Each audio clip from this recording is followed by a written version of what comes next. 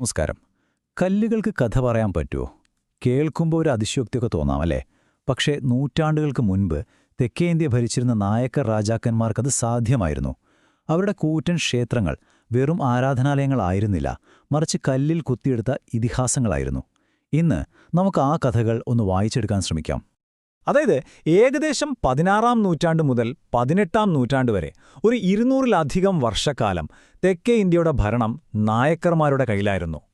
അവരുടെ ഭരണത്തിന്റെ ഏറ്റവും വലിയ അടയാളമായിട്ട് ഇന്നും തലയുയർത്തി നിൽക്കുന്ന എന്താണെന്നറിയോ? അവർ പണിത കൂറ്റൻ ക്ഷേത്രങ്ങളാണ്. അവയുടെ ഗോപുരങ്ങൾ അക്ഷരാർത്ഥത്തിൽ ആകാശത്തേക്കിങ്ങനെ കുതിച്ചുയർന്നു നിൽക്കുന്ന പോലെ തോന്നും.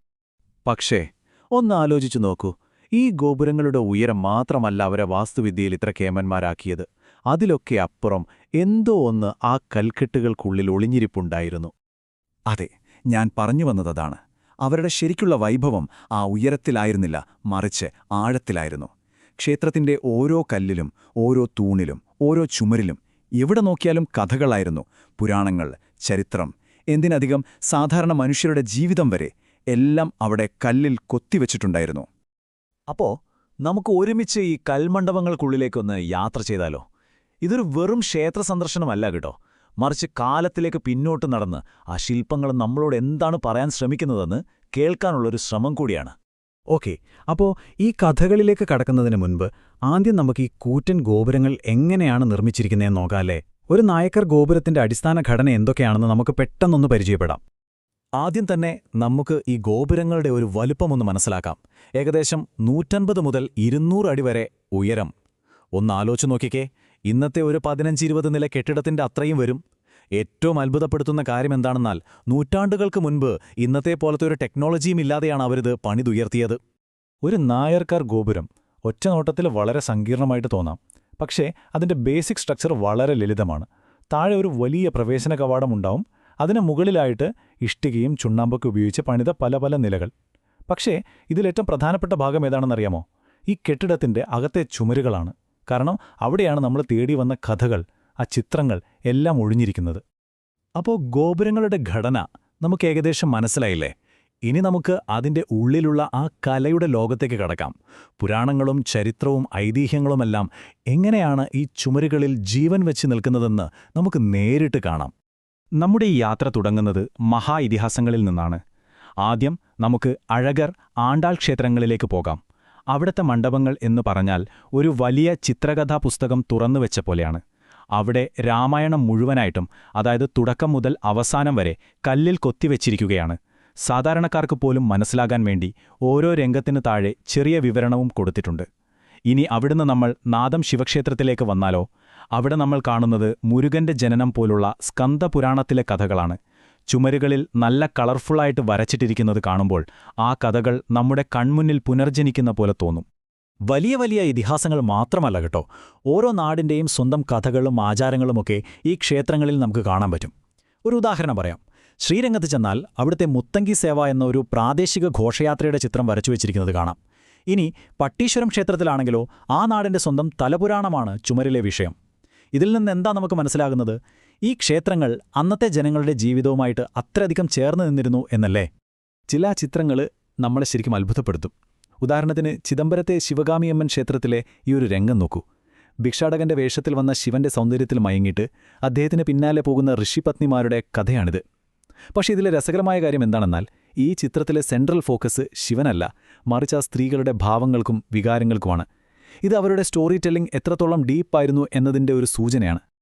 ഈ ക്ഷേത്രങ്ങൾ പുരാണങ്ങൾ മാത്രം പറഞ്ഞിരുന്ന സ്ഥലങ്ങളല്ല, യഥാർത്ഥ ചരിത്രവും അവിടെ രേഖപ്പെടുത്തിയിട്ടുണ്ട്. ഔഡിയാർ ക്ഷേത്രത്തിൽ ചെന്നാൽ പുണ്യാളനായിരുന്ന മാണിക്യവാസകരുടെ ജീവിതം ഒരു ബയോഗ്രാഫി പോലെ ചിത്രീകരിച്ചിരിക്കുന്നത് കാണാം. ഇനി ചെങ്കം പെരുമാൾ ക്ഷേത്രത്തിലാണെങ്കിൽ രാമായണത്തിന്റെ തന്നെ മറ്റൊരു വേർഷനാണ് നമ്മൾ കാണുന്നത്. അതിൽ ഹനുമാൻ മണ്ഡോദരിയെ അടിക്കുന്നൊരു രംഗം വരെയുണ്ട്. ഇതൊന്നും കൂടാതെ തിരുവാവൂരിൽ മുസുകുന്ദ ചക്രവർത്തിയെപ്പോലുള്ള ഇതിഹാസതുല്യരായ രാജാക്കന്മാരുടെ കഥകളും ഈ ചുമരുകളിൽ കാലത്തെ അതിജീവിച്ച് ഇന്നും നിലനിൽക്കുന്നു. ഇതുവരെ നമ്മൾ കണ്ടതൊക്കെ ചെറിയ ചെറിയ അരുവികളാണെന്ന് വിചാരിച്ചോളൂ. ഇനി നമ്മൾ പോകുന്നത് നായക്കർ കലയുടെ ഒരു മഹാസമുദ്രത്തിലേക്കാണ്. സാക്ഷാൽ മധുര മീനാക്ഷി ക്ഷേത്രത്തിലേക്ക്. 45 ഏക്കർ. ഒന്നാലോചിക്കണം. മധുര നഗരത്തിന്റെ ഹൃദയഭാഗത്ത് ഒരു ചെറിയ നഗരത്തിന്റെ അത്രയും വലുപ്പത്തിലാണ് ഈ ക്ഷേത്ര സമുച്ചയം നിൽക്കുന്നത്. അതിൻ്റെ ഉള്ളിലെ ഡീറ്റെയിൽസിലേക്ക് പോകുന്നതിന് മുൻപ് ഈ ഒരു ഭീമാകാരമായ വലുപ്പമൊന്ന് മനസ്സിൽ സങ്കല്പിച്ചു നോക്കൂ. ഈ ക്ഷേത്രത്തിന്റെ കണക്കുകൾ കേട്ടാ ചിലപ്പോൾ നമ്മൾക്ക് തല കറങ്ങിപ്പോവും. 8 കൂറ്റൻ ഗോപുരങ്ങൾ, 2 പ്രധാന ശ്രീകോവിലുകൾ, കിഴക്ക് നിന്ന് പടിഞ്ഞാറോട്ട് 847 അടി, തെക്ക് നിന്ന് വടക്കോട്ട് 792 അടി, പിന്നെ 100 കണക്കിൽ കരിങ്കൽ ശില്പങ്ങൾ. ഇതെല്ലാം കൂടി ചേരുമ്പോൾ അതൊരു ക്ഷേത്രമായിട്ടല്ല നമുക്ക് തോന്നുക, മറിച്ച് കല്ലിൽ തീർത്ത സ്വയം പര്യാപ്തമായ ഒരു നഗരമായിട്ടാണ് അനുഭവപ്പെടുക. ഈ കൽനഗരത്തിനുള്ളിലൊരു വലിയ ചിത്രശാല തന്നെ ഉണ്ടെന്ന് പറയാം. ഒരു വശത്ത് ചുമരുകളിൽ ശിവന്റെ 64 ലീലകളും വർണ്ണചിത്രങ്ങളായിട്ടിങ്ങനെ നിറഞ്ഞു നിൽക്കുന്നു. മറുവശത്ത് നോക്കിയാലോ, റാണി മങ്കമ്മാളിനെപ്പോലുള്ള ഭരണാധികാരികളുടെ ജീവിതത്തിലെ പ്രധാനപ്പെട്ട നിമിഷങ്ങൾ.